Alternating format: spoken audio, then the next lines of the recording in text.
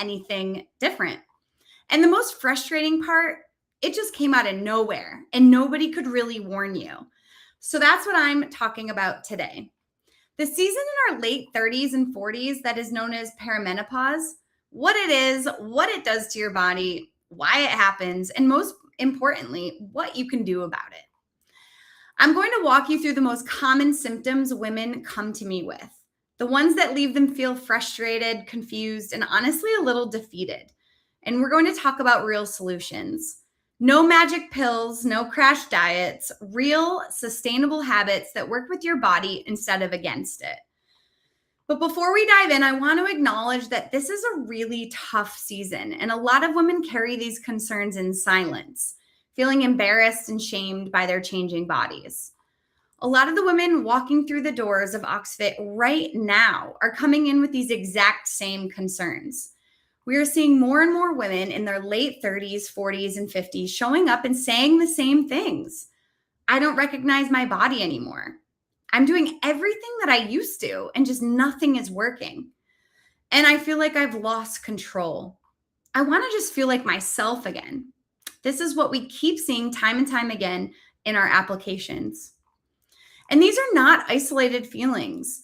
This is a season of life that millions of women are navigating right now, and often without real support, without real answers, and without anyone telling them that it doesn't have to feel this hard forever. You are not alone. You found this video for a reason, and what you're going to hear today is exactly what I tell the women in our community every single day. So I want to start by telling you about one of my real clients. Now, I am not making this up because I have worked with thousands of women in this season. But for this podcast, I'm going to name this client of mine Linda. So Linda is 53 years old and she has 3 children. She works full-time in real estate. She's juggling a lot in her day-to-day life. Like normal stuff, just like dropping off her daughter for a summer study abroad program. Her other kids have different summer schedules and camps that she has to drop them off. One of them is studying to get his driver's test and license. You know, all the regular mom stuff that keeps us stressed out and keeps us really busy and keeps us at the bottom of our list usually. Anyways, she's been on HRT for a while now, which has been helping with some of her symptoms, but she felt completely stuck, before she found OxFit. Like no matter what she tried, her body just wasn't responding. And she told me in our very first conversation that she wasn't sure she'd ever feel confident in her body again. And that was really what she was seeking, confidence. And that hit me hard because I could hear how defeated she was, And I also knew that she was so much closer to a breakthrough than she realized. And so I was so excited to get the opportunity to work with her. And so 3 months later, after we've been working together, she has now reported, that she's lost 8 pounds and 6 inches. 6 inches.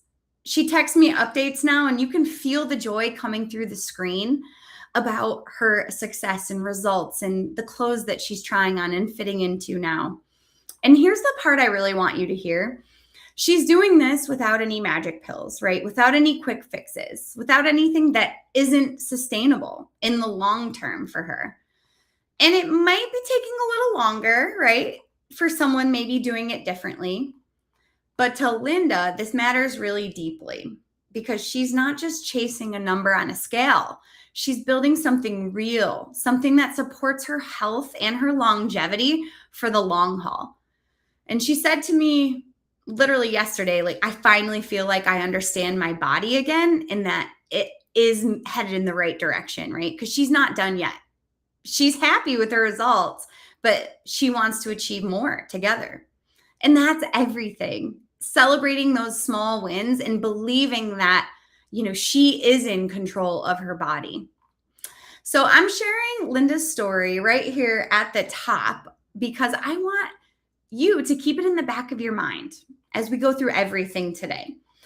If she can feel that lost, that stuck, and that convinced that nothing would ever change, and then experience the kind of transformation that she has in just 3 months, so can you. So keep listening, because that's what she's doing. You can do it too. All right, so let's get into it. I have a question for you. Does it feel like you're doing everything the same as you always have, eating pretty well, staying somewhat active, and somehow you're still gaining weight? Like your body just forgot the rules, right? You're not imagining it. Starting in your mid 30s and accelerating through perimenopause, your metabolic rate, the number of calories that your body burns just to keep you alive and functioning, begins to slow down. We're talking roughly 1 to 2% decline per decade. But the hormonal changes of perimenopause can actually accelerate that significantly. Here's what's happening under the hood. So estrogen plays a major role in regulating your metabolism. As estrogen starts to fluctuate and decline, it affects how your body processes and stores fat, how sensitive your cells are to insulin, and how efficiently your muscles burn energy. And your body also tends to lose lean muscle mass over time, which matters because muscle's metabolically active tissue. And less muscle means fewer calories burned at rest. Add to the fact that cortisol, your stress hormone, tends to run higher in this season of life. Between work, kids, juggling aging parents, and everything else, you've got a perfect storm for a slower metabolism and easier fat storage, especially around the midsection. But here's the good news. Your metabolism is not broken. It's just responding to a new hormonal environment, and you can absolutely influence it. The most powerful thing you can do is prioritize strength training. I know some of you might be thinking, but I don't want to get bulky. That's not what we're going for here, and you would have to try really, really hard to actually get bulky. Strength training rebuilds and preserves that lean muscle tissue that boosts your resting metabolism.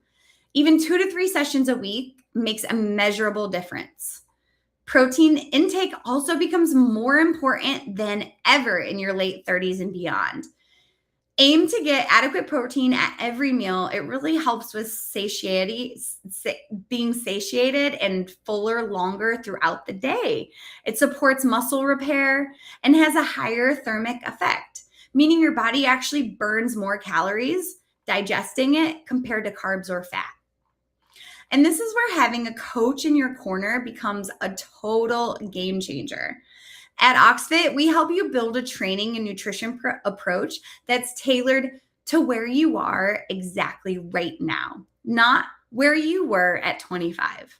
We look at your busy schedule, your stress load, your goals, your kids' calendar. We help you build sustainable habits that work with your body's current reality. No guesswork, no one-size-fits-all plan.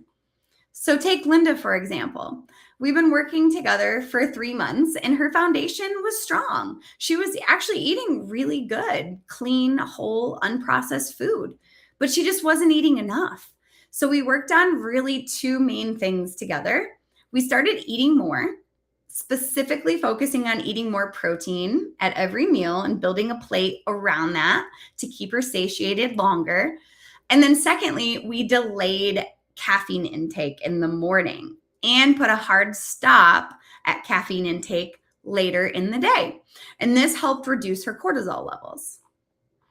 So nothing fancy here, right? No crazy menu or meal plan, and some of you may think, like, why did she have to hire a coach for that? It sounds kind of simple.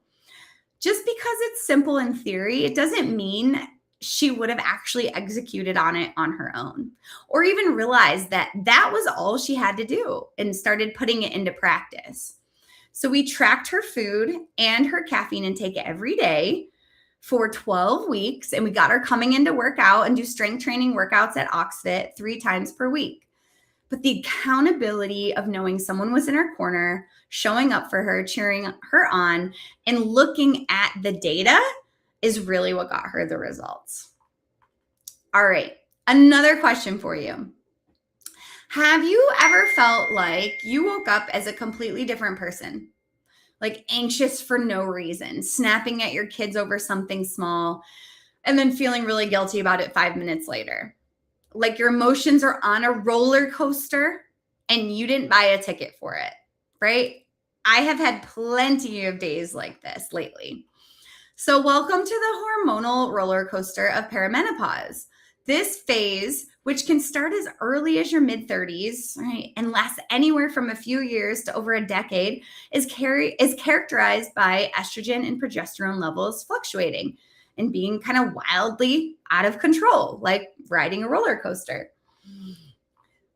Estrogen doesn't just regulate your reproductive system, it influences serotonin and dopamine, your feel-good neurotransmitters.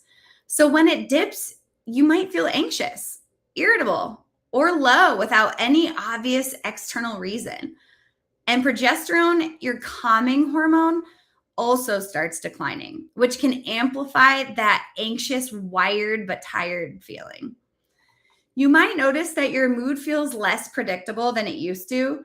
PMS symptoms that were manageable before might feel more intense. Brain fog, difficulty concentrating, and a general sense of just not feeling like yourself. All of this is real and connected to these hormonal shifts. First, please know that what you're feeling is not a weakness. And it is not just stress.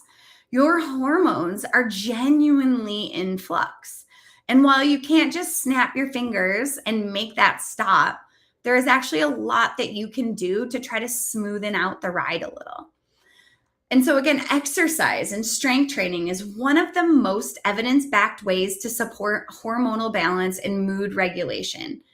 It increases endorphins, it supports serotonin production, and it does reduce your stress levels.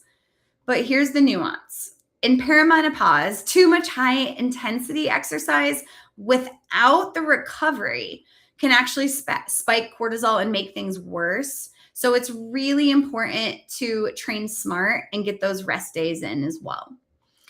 And consistency almost matters enormously, really, here, especially in this season. Not perfection, really just consistency. Showing up 3 or 4 times a week with a manageable workout is more supportive to your hormonal health than going really hard, 6 days a week for 2 weeks and then just crashing and burning. So at OxFit, your coach will help you find that rhythm and build in the recovery days that are right for you and the season of life you're in. We don't push you to the brink. We help you build something you can actually sustain. And on the days when the hormones have you convinced that none of it matters, well, that's exactly when having someone in your corner, checking in on you, reminding you of your progress, celebrating it with you, that's when coaching pays off the most. Okay, how many of you have been in this situation where you're lying awake at 3 a.m. just staring at the ceiling? Your mind is wandering and you're running through your mental to-do list.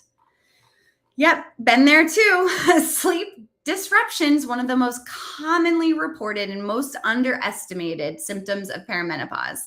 And it creates a brutal cycle because poor sleep affects literally everything else.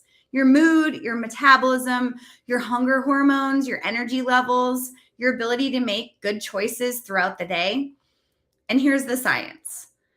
Estrogen and progesterone both play roles in sleep regulation. Progesterone has a sedative-like effect. So as it declines, falling and staying asleep gets harder. Estrogen fluctuations are linked actually to night sweats and hot flashes, which can wake you up multiple times a night, even if you don't fully register it. And poor sleep also elevates cortisol, which increases hunger, especially for carbs and sugar.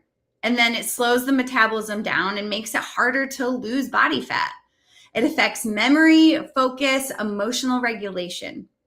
When my clients tell me they're doing everything right and they're still not seeing results, sometimes sleep is often the missing piece.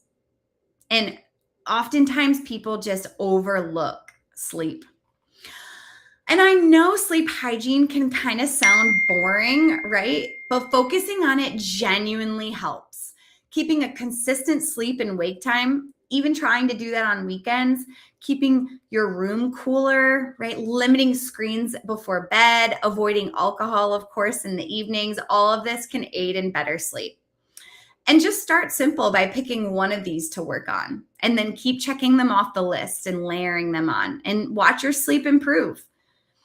The real villain behind so much of this sleep disruption is cortisol and stress. And there are more ways to bring it down than you think. So let's talk about first your morning routine. I know morning routine can sound like another thing to add to an already overwhelming list, but hear me out.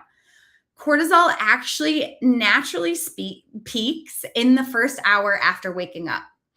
And it's called the cortisol awakening response. And it's designed to get you up and going, right? The problem, though, is when that spike gets too high or lingers for too long. So how you spend your first 30 to 60 minutes in the morning really sets the hormonal tone for your entire day. If you wake up and immediately grab your phone, check email, scroll social media, jump straight into problem-solving mode, you are adding stress on top of stress before you've even had breakfast. So instead, try giving yourself even 10 minutes of something calm and quiet and intentional. Have a glass of water without the phone, a few minutes to journal, a short little stretch. It sounds small, but it isn't. And another great way to reduce cortisol levels midday is going for a walk and just taking a mental break. I've been doing this a lot lately. Not a run, not another high intensity anything, just a walk. Preferably outside, get some vitamin D, and preferably earlier in the day. Natural light can help regulate your circadian rhythm, which directly affects your sleep wake cycle and your cortisol patterns. And then the movement itself, low intensity, rhythmic, steady, is generally one of the most effective ways to bring stress levels down without spiking cortisol the way a hard workout can. If you do nothing else I mentioned today, take a 20-minute walk outside. Really, your nervous system will thank you. Now, let's talk about journaling and meditation before you roll your eyes. I'm not asking you to become a monk or write 10 pages a day. Even 5 minutes of just like putting your thoughts on paper before bed can really make a measurable difference in your cortisol levels and sleep quality, and then have a positive impact on your body composition. Why? Because your brain treats unprocessed thoughts like kind of all those open tabs on your computer. I have a bunch of them right now. They keep running in the background, using up energy, waking you up at 3 a.m., right? And journaling is a way of closing those tabs. You're essentially telling your brain, I see this. It's written down. I don't have to keep holding it. And that's not a small thing. It really does reset your central nervous system and pays off. And meditation works similarly. It activates your parasympathetic nervous system, which is your rest and digest mode, and directly lowers your cortisol. You don't need a 30-minute practice, just a 5 to 10-minute guided meditation before bed, or even slow intentional breathing. Inhale for 4 counts, hold for 4, exhale for 6. Shifts your body out of that fight or flight mode and into a state where sleep is then actually possible. And then your nighttime routine too, right? Bookending your day intentionally on the back end matters just as much as the morning. Start to wind down 30 to 60 minutes before you want to be asleep. Dim the lights, step away from the screens, do something calming. Take a shower, do some light stretching, read an actual real book, not a self-help book, something you enjoy. These things signal to your nervous system that the day is done. Your body responds to patterns and cues. The more consistent your wind down routine is, the faster and more effectively your cortisol drops at night and your melatonin rises, and you can get into that deep sleep. The thread running through all of this is intentionality. Your nervous system is overwhelmed. Your cortisol is dysregulated, and your body is desperately craving signals of safety and rhythm. A morning routine, a daily walk, a short journaling session, a wind down practice. These aren't luxuries. In perimenopause, these are medicine. And at OxFit, we help you actually build these habits into your routine and track them. Not just as a list of things to like make you feel guilty about not doing, but as a real sustainable structure that becomes second nature over time. Okay. So, have you looked in the mirror lately and thought, oh, where did this come from? And you're pointing specifically to like extra body fat on your belly or your hips.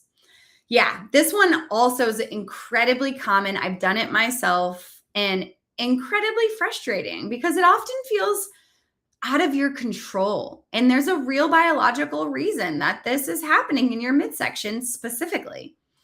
So as estrogen declines, fat storage patterns shift actually. So premenopause, estrogen favors fat storage in the hips and thighs. Subcutaneous fat, which is generally metabolically less dangerous. But post perimenopause and beyond, then the body tends to shift towards that visceral fat storage. That's the really deep abdominal fat that sits around your organs. This type of fat is more metabolically active in a more concerning way. It's linked to inflammation, insulin resistance, and cardiovascular risk. Insulin sensitivity also tends to decrease during perimenopause, meaning your body has a harder time managing blood sugar. When blood sugar spikes and crashes, your body pumps out more insulin. And one of insulin's jobs is fat storage.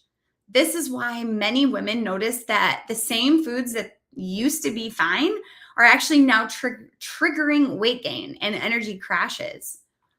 And I want to be honest with you.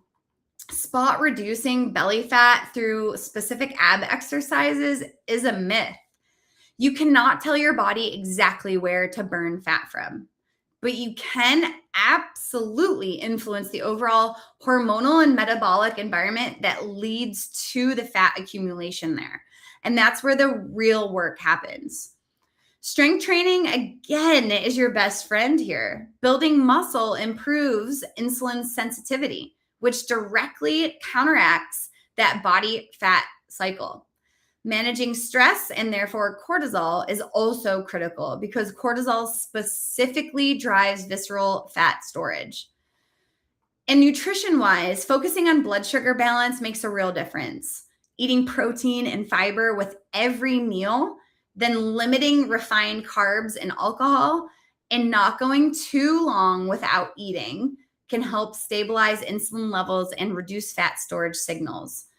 And that is so common with the women that are walking through our doors right now with these questions. Like, what is happening to my body, right? And it's oftentimes not that they're not doing things necessarily right, but that they're not eating enough, right? Or not timing their meals correctly. And it's sometimes just some fine tuning that's needed to push them forward in the right direction to resetting their metabolism and burning some of that nasty visceral fat storage.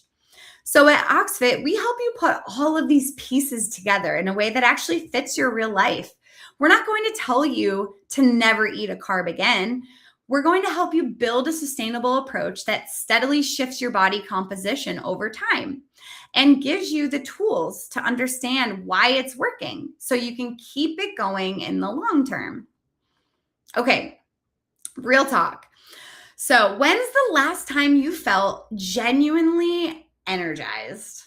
Not like I had 3 coffees, so I'm functional kind of energy, but actually rested, clear-headed, ready to take on the world kind of energy. Can you even remember? Yeah, chronic fatigue in perimenopause is real, and it's not just about sleep, though sleep is a big part of it. The hormonal changes happening in your body require a massive amount of energy, and your adrenal glands are working overtime. Estrogen and progesterone fluctuations directly impact energy regulation, mitochondrial function, and even how efficiently your thyroid works. Many women in this season are also caught in a depletion spiral, right? They're tired, so they exercise less. They exercise less, so they feel more sluggish. They're sluggish, so they reach for sugar and caffeine. The blood sugar spikes and crashes make the fatigue worse. And then around and around it goes.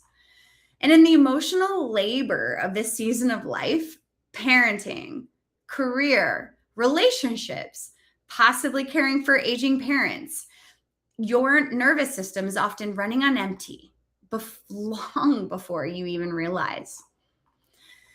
So the counterintuitive truth is that strategic, consistent exercise is one of the most powerful antidotes to fatigue, even though it feels like the last thing you want to do when you're exhausted. Movement increases mitochondrial efficiency, supports your adrenal health, and directly boosts your energy levels when done consistently and appropriately. And the key word is appropriately. This is not the time for 7 days a week of really intense, high intensity interval training. This is the time for smart, structured training with intentional recovery built in. 3 to 4 sessions a week, a mix of strength and moderate cardio with real rest days. Nutrition plays a huge role here too, particularly blood sugar management and adequate protein. Skipping meals, under-eating, or relying on caffeine and sugar will keep you stuck in that fatigue spiral.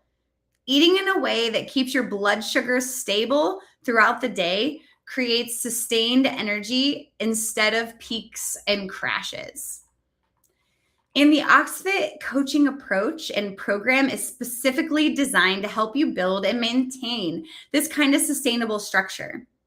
Even when life gets chaotic, even when motivation dips, even when you're running on 4 hours of sleep and a prayer, your coach keeps you moving forward, even when that movement is smaller than usual.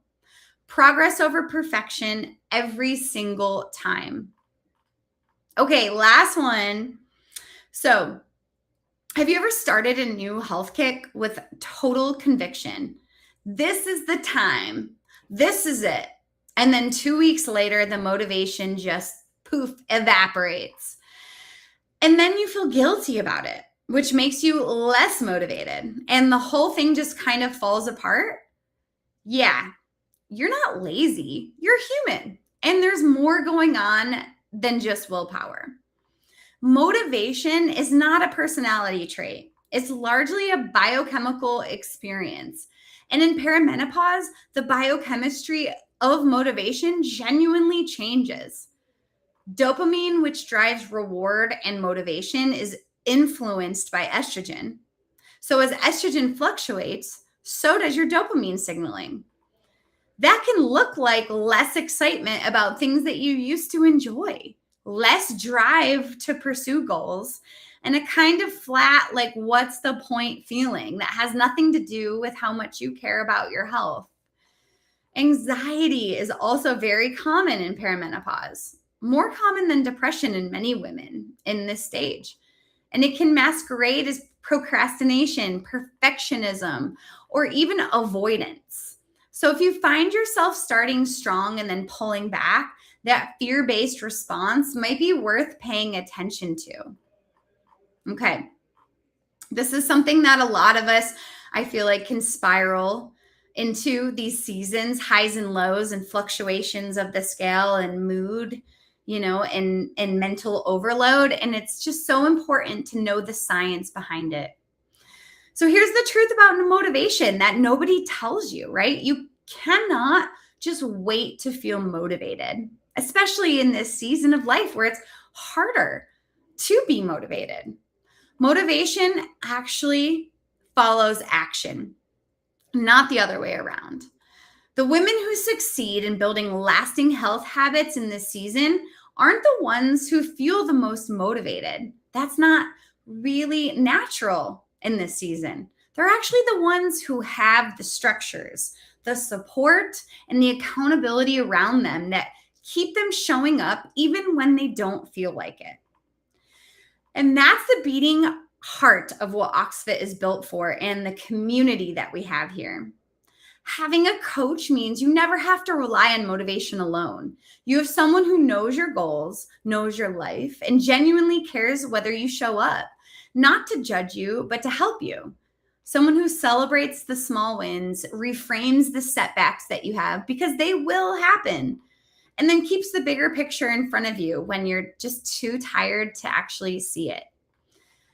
And the community piece is real. There is something so deeply powerful about being in a group of women who are going through the same things in the same season, who understand the fatigue and the hormone chaos and the mood fluctuations and the I don't recognize my body anymore kind of feeling, and who are choosing to keep going anyway.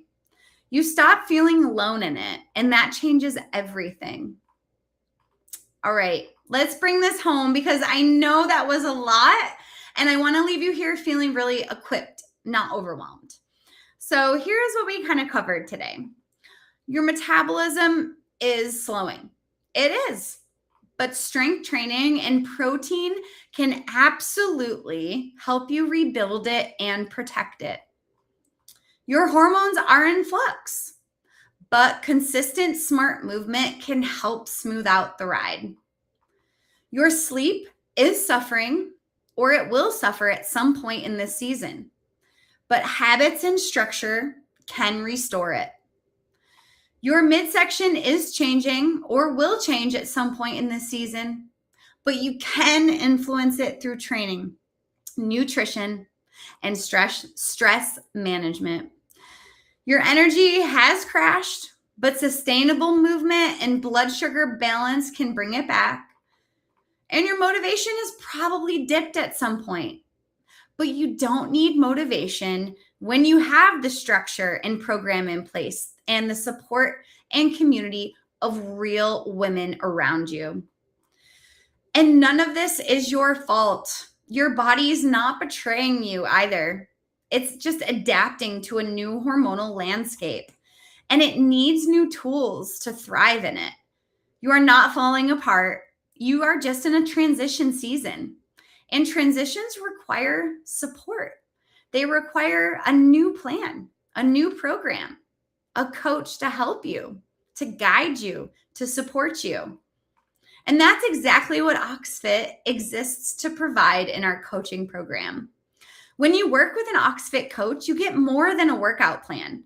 You get a real person who's invested in you, someone who gets it, who will check in on you, celebrate your wins, remind you of your wins, help you course correct when life gets a little sideways, and hold on to the vision of your health, even on the days that you can't see it yourself. Someone who understands that you are a busy mom doing a million other things, and who will help you build habits that fit into your actual real busy mom life, not the perfectly organized, totally uninterrupted life that none of us actually have. And you also get a community, a group of women who are in the exact same season, asking the exact same questions, fighting the exact same battles, and choosing to show up for themselves anyways. There's something about not being alone in this that makes the whole thing feel possible. So this is your permission slip. You don't have to figure this out alone. You don't have to keep Googling symptoms at midnight and feeling more confused than when you started. You deserve real support, real guidance, and a real community. So if you're ready for that, the link to learn more about our OxFit coaching program is going to be in the description below. Come find us. We're here ready, and we're here ready to support you through this season. Thank you so much for spending some time with me today. If this resonated with you, please hit the like button, share it with another fellow mom friend who needs to hear this, because I promise you she needs it.